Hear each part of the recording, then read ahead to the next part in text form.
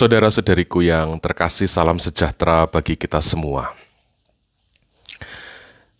Saya tertarik dengan sebuah berita yang cukup viral di YouTube akhir-akhir ini tentang bertobatnya seseorang karena seusai menyaksikan sebuah film siksa neraka. Saya senang dengan niatnya dan saya salut dengan kesungguhan dari niat untuk memperbaiki diri dan menjadi lebih baik, mau bertobat. Tetapi di sisi lain, saya sendiri sebagai pengikut Yesus Kristus juga merenungkan berita ini, merenungkan peristiwa ini dalam perspektif saya sebagai pengikut Kristus. Dan saya ingin berbagi untuk Anda renungan saya tentang kejadian ini. Saudara-saudaraku, bagi kita seorang pengikut Kristus, pertobatan itu harusnya muncul karena kesadaran akan kasih Allah. Dan bukan karena takut nanti jangan-jangan disiksa oleh Allah. Allah menghendaki kita menjadi ciptaan yang hidup sesuai maksud saat Dia menciptakan kita. Ini jelas. Ketika kita menghilang dari hadapannya dan jatuh terjerembab dalam dosa, Allah mencari, Allah mengulurkan tangan dan menerima kita apa adanya untuk kembali pulang. Banyak kisah-kisah dalam Injil yang diceritakan oleh Yesus dengan memakai perumpamaan bagaimana kasih Bapa, bagaimana kasih Allah itu berjuang untuk menghampiri kita yang menghilang. Allah tidak pernah menuntut perhatian kita, menuntut pertobatan kita dengan ancaman, dengan hukuman. Ya, kalau Anda mau bertobat, saya harap bukan karena merasa diancam Tuhan. Keterpanggilan kita untuk lebih dekat dengan Allah, untuk lebih baik, untuk menjadi manusia yang lebih benar dari sebelumnya, sejatinya itu muncul karena cinta dari Allah dan bukan karena ancaman dari Allah. Artinya, karena kita dikasihilah, maka kita mau berubah. Sekali lagi, karena kita dikasihilah, maka kita terdorong untuk mau berubah. Karena kita disayangi, karena Dia mau berkorban untuk kita, maka kita tak boleh berkubang dalam dosa terus-menerus. Kesadaran bahwa kita dicintai Allah, inilah yang memotivasi kita untuk bertobat dan berubah. Peristiwa iman yang kita rayakan mulai dari Natal, kelahiran Sang Sabda Allah menjadi manusia, sampai dengan peristiwa Jumat Agung, kematian Sang Sabda yang menjadi manusia itu, dan Paskah, kebangkitannya, mau menunjukkan dengan sangat gamblang pada kita, manusia, betapa Allah itu serius sekali mengasihi ciptaannya.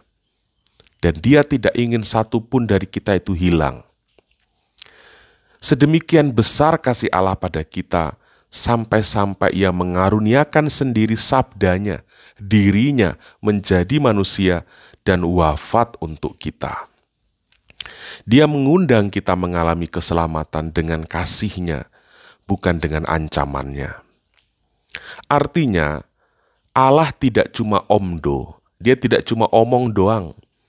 Allah tidak hanya bersabda, berfirman, tanpa pernah mau melakukan sesuatu. Allah tidak ingin kita hanya mengkonsumsi dan mendengar saja sabdanya. Allah tidak hanya modal bicara, tetapi Ia melakukannya. Ia menunjukkan bagaimana Ia mengasihi kita dengan pengorbanannya. Ia menebus kita sebagai pembuktian akan kasih-Nya yang teramat besar. Ia tidak rela kita hilang dari Dia. Dan peristiwa kasih inilah yang diulangi secara terus-menerus, dihidupkan kembali melalui Ekaristi di dalam Gereja Katolik, agar umat beriman mengalami kembali, mendengar, menyaksikan, merasakan secara langsung, secara berkelanjutan pengalaman dikasihi oleh Allah itu. Bagaimana rasanya ditebus oleh Kristus? Bagaimana melihat, mendengar, merasakan dan mengalami langsung pengalaman penebusan Kristus di kayu salib itu. Bagaimana Sang Firman Allah yang menjadi daging itu mau mati untuk kita. Itu diulangi terus. Pengalaman itu ditampilkan kembali secara nyata dalam Ekaristi. Atas kesadaran kasih Allah yang begitu hebat, yang begitu besar itulah kita terpanggil untuk berubah dan bertobat. Saudara-saudaraku, kalau pertobatan kita itu muncul bukan karena keyakinan akan kasih Allah, tetapi muncul karena takut dihukum Allah, pertanyaannya, benarkah pencipta kita adalah sosok yang mengancam? Lalu, tuluskah kita mencintai Dia yang mengancam kita? Bukankah mencintai seseorang yang mengancam kita adalah sebuah cinta yang pura-pura? Artinya, mencintai hanya untuk cari aman. Lalu apa artinya kita beriman? Apa artinya kita beragama kalau hanya untuk cari aman? Apa artinya beragama kalau ternyata ketakutanlah yang mengendalikan kita? Di dalam kekristenan, kita tidak sedang cari aman. Dinamika iman kita adalah proses dikasihi dan proses mengasihi.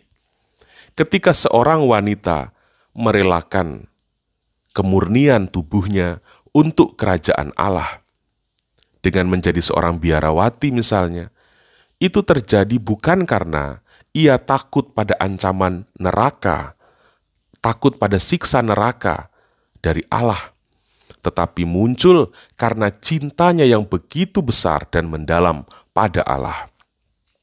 Pengorbanan, pertobatan dan pembaharuan diri didorong karena cinta dan bukan karena ketakutan. Kecintaan yang mendalam akan Allah mendorongnya untuk mempersembahkan diri secara utuh. Dan seakan-akan membuat emosi dan perasaan erotis tidak ada artinya untuk diikuti dan diperjuangkan lagi. Seorang pria merelakan diri untuk hidup murni sebagai seorang imam atau pastor atau menjadi bruder, frater, biarawan, bukan karena takut masuk neraka, tetapi dorongan mengasihi dan pengalaman dikasihi yang membuatnya terpesona untuk berbakti penuh pada Kristus. Sama halnya dengan ketika banyak orang masuk ke gereja pada hari Minggu. Seharusnya gereja dimasuki bukan karena takut akan siksa neraka, bukan karena takut dihukum Allah, bukan karena takut doa-doa tidak terkabul, tetapi seharusnya karena dorongan dikasihi oleh Allah. Dan panggilan untuk mengasihi Allah inilah yang menggerakkan. Memuji dan bersyukur di setiap ibadah adalah sebuah panggilan kasih dan bukan dorongan ketakutan. Saudara-saudariku, menjadi baik dan menjadi benar adalah sebuah misi hidup orang yang dikasihi dan bukan misi orang yang hidup dalam ketakutan.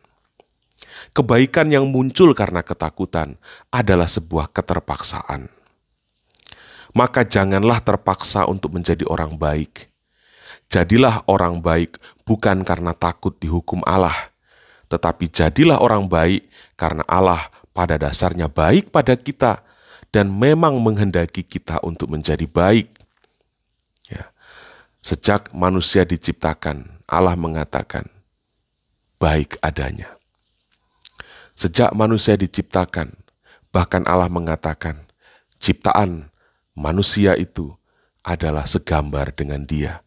Kalau Allah adalah baik, maka citranya, yaitu kita ciptaannya, adalah baik.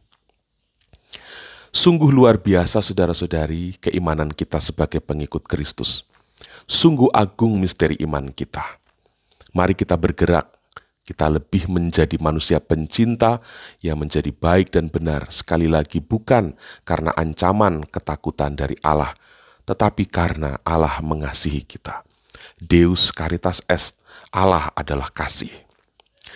Saya sengaja menyampaikan ini dengan asumsi mungkin ada orang-orang Kristen, orang-orang Katolik yang juga menyaksikan tayangan siksa neraka. Saya harap perspektif kita tentang hidup tetap searah dengan apa yang diajarkan oleh gereja, oleh iman kekristenan. Dan saya sangat berharap, sekali lagi, motivasi kehidupan kita seharusnya terdorong bukan oleh ketakutan, tetapi oleh kasih sayang. Saudara-saudari, Tuhan Yesus memberkati kita semua.